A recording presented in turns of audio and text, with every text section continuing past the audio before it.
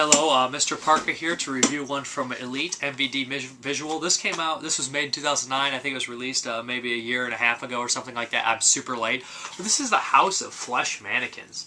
And, I had only heard a couple things about this film. But I put it in, and my oh my, is this a very different experience. The House of Flesh Mannequins follows an aspiring filmmaker. I believe this movie's supposed to be a period piece, but it is such a strange movie that the idea of a period piece, or it might just be like a timeless era where, it's its own world.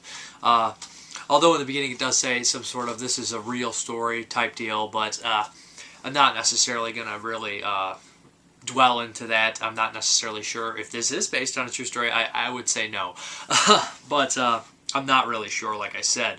Anyways, and the whole idea that it's a period piece kind of threw me off in the idea that they said this is a true story as well, because the period piece, they seem like they're dressed in late 50s, early 60s type attire. They talk different.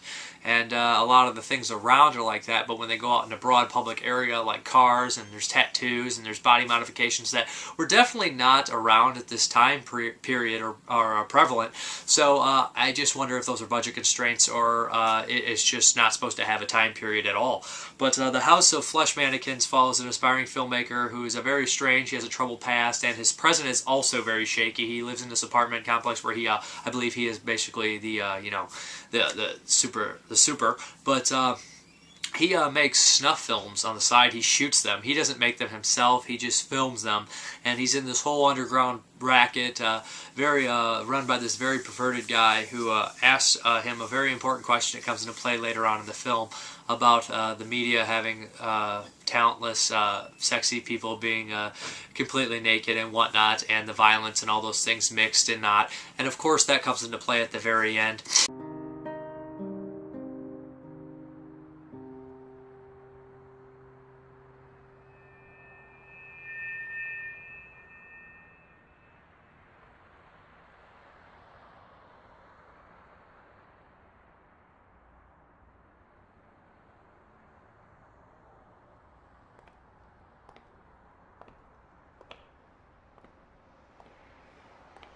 I cannot believe that you are late today.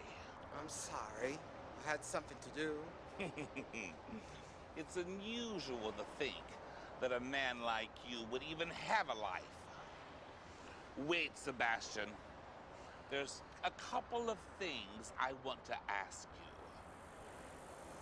What scenes are we most often forced to watch on TV? Murders? Accidents? General violence? Yes, but it's not exactly the answer I was expecting from you. So you are referring to the abundance of images of talentless young people wearing next to nothing. Is that what you were thinking of, Mr. Kennedy? Exactly. Television is the best example of what a sick society we have become. People who have lost the connection with each other. A society interested only in corruption, voyeurism, sex addicted. So if we are to consider both of your answers, we must remember that. So he ends up having a relationship with this woman who's aspiring to be a filmmaker. They kind of like support each other's works, I guess I'll say. And things start getting very strange as she gets to know him better, watches some of his films, and realizes what he's been through, and gets an idea of what he is doing. There is a crazy, absolutely insane segment in here. It's Act 2, I believe, The House of Flesh Mannequins, where he actually goes to this place. It's also a very surreal film. I believe that he goes to the underground racket, and he sees all sorts of depravity and very, very strange things.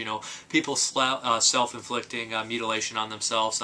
A lot of these, I believe, are, artists or stage performers that do the body modifications themselves and actually show it here. Sticking pins in places where pins don't normally go, or pins shouldn't go anywhere, anytime, but they're doing it, through their genitals and things like that, and drills through breast, all sorts of insane things like that. This movie is also very sexual. It really shows people masturbating and ejaculating and actual real sex. Tons of nudity from both genders here. So if people are going to be put off by a lot of this weird sexual imagery and torture and things like that, then I think that people will have a hard time getting through this movie. I must admit that I didn't expect it to be that graphic. It kind of threw me back for a second. I was thinking, wow, this movie really does not set itself at any level of what it will do or not. And I do appreciate that the movie will not is not afraid to do whatever they want. I thought that was kind of cool. But I do feel that the movie had some shaky acting at points. You know, it seems kind of odd, some of the acting, very strange. And I said, like, the period time is just all very confusing. And the ending, I do kind of like the message on the idea, but I don't want to really dwell into it by giving away too much. It is a very, very strange movie with a lot of surreal things and a lot of things that I think could be unused. I mean, some of the stuff, the imagery and the lines and stuff, you're like, what is that supposed to mean?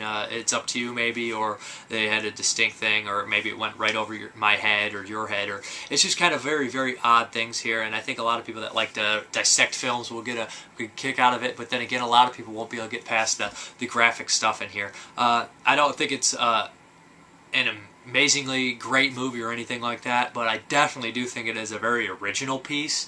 You know, the imagery and the storyline I think is fairly original, and the way they get their messages across I think is also an original idea.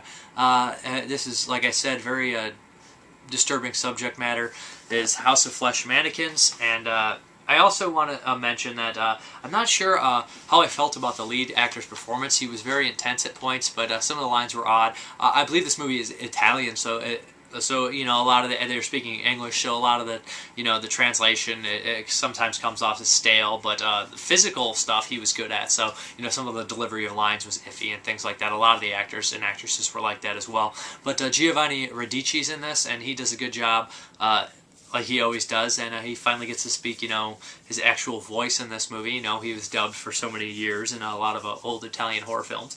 But House of Flesh Mannequins, this sounds like it's up your alley. I can't recommend this like 100% to people, but it is a very interesting original watch, if that makes any sense. But if some of the stuff I said is really going to bother you, then I think that you should steer clear. But if you are into this whole kind of insanity cinema with a lot of you know, dark sexual things in it, then check it out. I think that a lot of people who are into that kind of stuff might have missed out on this one, and I think they'll enjoy it, or at least find it interesting. I don't know about the word enjoyment comes into that, but thank you very much. Have a good one. A dog tied up with a rope dies of starvation. This is the artwork of an artist who wanted to observe the agony of an animal. Like viewing a picture, observing a dying dog is intellectual. All those people who view the artwork are not less guilty than the artist himself for killing a dog. Art should be something beautiful without having someone to die for it, even if it's a choice. And dogs don't have a choice. That's not art. Well, this is the end of the sad news for today, Dad. Unless you want to hear the classifieds erotic section. No, thanks. Would you mind lighting a cigarette for me? Okay.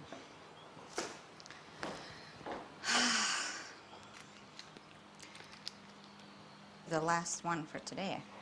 I wouldn't bet on that. Well, you know what the doctor said. Smoke and alcohol are poison for you. These things will kill you slowly. As if they haven't started already. Good. I'm not in any rush to die. But just in case something happens, let me die in a museum. You know, when you talk like that, you're just selfish and not very clever. So don't you talk to me like this. Don't you take advantage by the fact that you're 18. You just smoke and drink to forget your weaknesses. Oh, yes. Very true, Miss Freud. I do have weaknesses. So if you take away all these little pleasures from me, what's left to enjoy life? Ah, I've had it with you.